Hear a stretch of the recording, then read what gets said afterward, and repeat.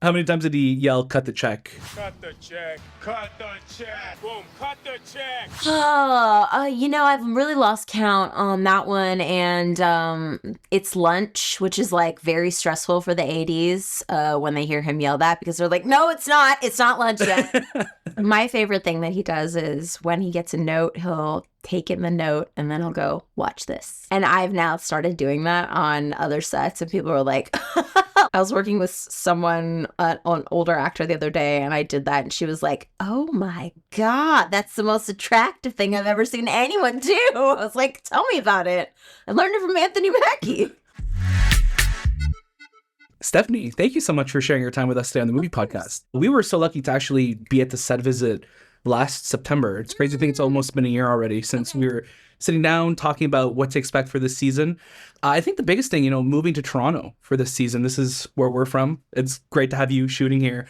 What's it like for you being able to shoot in Toronto? I loved it. I really like Toronto.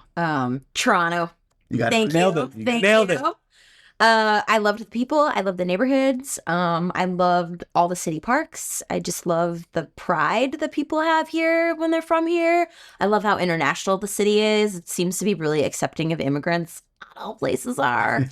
Not gonna name any names, but and the crews were fantastic. Just like incredibly hardworking, lovely people, just super talented, super, super great. I had no complaints, not a one, except maybe like Tim Hortons could back off on some of that sugar on some of those goodies, but that's really it. That's all I got. They get you staying in there like I feel like you could shoot it in my veins at this point. Yeah, it's definitely gone up a lot. Yeah. I mean, you talk about, spending so much time here in Toronto. One of the things that we got to see you do last year also was go to the CNE. Oh, yeah. Which is one of the greatest Canadian treasures that we have That's here. right. How was that like for you? Did you try any of the weird foods? I loved it. We tried multiple things. I had the unicorn, Okay. which turns out is just corn. Right. Yep. With a Okay, that little makes bit of sense. coloring Sure. and cheese. Not a big deal. What else did we have? We had like multiple like weird fried things. We had some kind of waffle thing with ice cream in the middle of it. That sounds Okay. good. Delightful. Yeah. Multiple drinks again with way too much. There was like a root beer, a lemonade. There were multiple like fried doughy things on sticks. We looked around at a bunch of stuff. There was like, wasn't there like weren't there animals or something? Yes. There's like So there's a little petting zoo area. Yeah. situation. It was great. I loved it. We had a great time. If you could, I guess, create a Twisted Metal themed food, what do you think what it would entail? It would be ice cream. Obviously, it would be Sweet Tooth's truck ice cream. But then, like when you order the ice cream, there's like tiny little like candied body parts stuck in the Oh, yeah. Delicious. like a tiny little arm or like a little foot. Some cherry syrup, just all the blood. A little bit Yeah. Yeah. Holy corn on top, I think. Classy. Yeah. Classy. Off. Yeah. I like that. Definitely. Right. And, obviously working with Anthony Mackie in the first season and now again. What's it been like working with him? Is he fun to work with? He is fun to work with. I mean, he's boss. He's the boss, right? Like, so he's very fun to work with. He's very structured in how he likes to work. He makes sure everybody gets everything done, but he's also really, really friendly with the crew and, makes them feel like they are a huge part of the team, which they are. We could not do it without the crew. I mean, they're making everything happen. We're just the dum-dums that are talking in front of the camera, but like they make everything happen. But yeah, I'd like to tease him a lot and call him boss. And he's like, why are you calling me that? I'm like, because your name's on executive producer. Technically, you are the boss. He's great. That's awesome. Is he asking you at all to suit up with him as Captain America? No. Last time? Are you kidding me? We should ask him. I could never. He looks great in that suit. He fills it out great. He does. He looks great. I didn't think it would fit me. His You look beside him at his least. muscles are doing something that my muscles are not So doing. they're real. Okay, that's good to know. Yeah, they're real. Okay. They're real. How many times did he yell, cut the check? I've really lost count on that one. And it's lunch, which is like very stressful for the 80s when they hear him yell that because they're like, no, it's not. It's not lunch yet. My favorite thing that he does is when he gets a note, he'll take in the note and then he'll go, watch this. And I've now started doing that on other sets and people are like, like I did it on... I was working with someone, an older actor the other day, and I did that, and she was like, oh my God, that's the most attractive thing I've ever seen anyone do. I was like, tell me about it.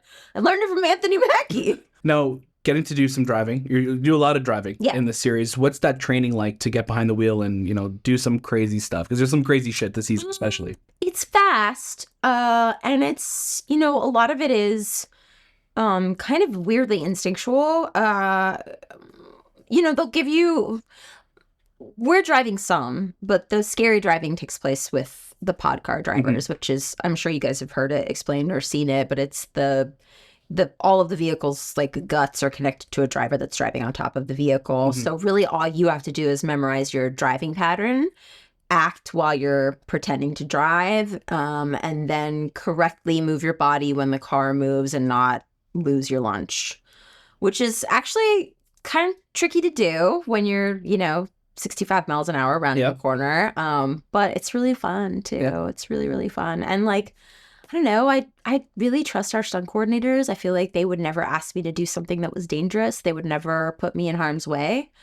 Because they'll get sued. No, they just wouldn't, they pride themselves on us staying safe all the time. So whenever they asked me to do something, I would do it. And if I ever felt slightly uncomfortable, which I never did, but if I did, I knew that I could rely on them to change things if I needed them to be changed. Did you guys listen to music on set? Because you have that great moment in the first episode this season where, we have all the dolls on the did you guys listen to music when you're working on stuff like that? Yes, we did. MJ has great musical taste, and it's very nostalgic. As somebody who grew up in the 90s, I will say he sent me the playlist for season 2, and I was listening to it on the plane, and I was like, I can't believe some of the stuff we got. Like, I really cannot believe it. There's some stuff on there that's like, yeah.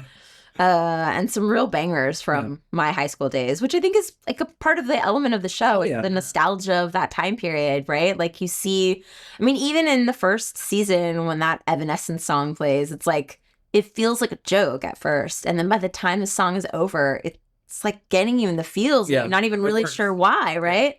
And so that's the thing that I think MJ is really, really good at. He's capable of like making something so funny actually hit you right in the feels. Yeah, hearing the gorillas was probably like such a highlight moment in that first episode. Yeah, we were good.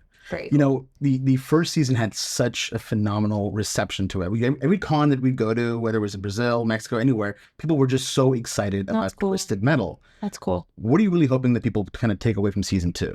I hope the people that were excited about the first season feel satisfied by the second. I know we're never going to hit every mark. It's just impossible, but we made it for them. We made it for them. And like, it feels like we did this weird, cool, special thing by ourselves, and like it made us laugh, and we thought it was neat, and we blew stuff up, and we're like, whoa, And now we're going to share that little thing with people, and it feels a little vulnerable because it does feel like we made it in a bit of a vacuum, but I don't know, I'm just excited for them to see it. And I hope that people that don't know about the show come to it. I was talking to a friend the other day, and she was like, I didn't know that was a show. I was like, bitch, I'm on it. But you can now. You catch up before the next one drops. So we're just excited for people to see it. And it's such a love for video games. So when you're on set, are you playing video games at all? Are you playing Twisted Metal? Or I'm not, but I know some of the cast is. I'm not good at hand-eye coordination says the woman that had to drive cars in the show, but like it's not great.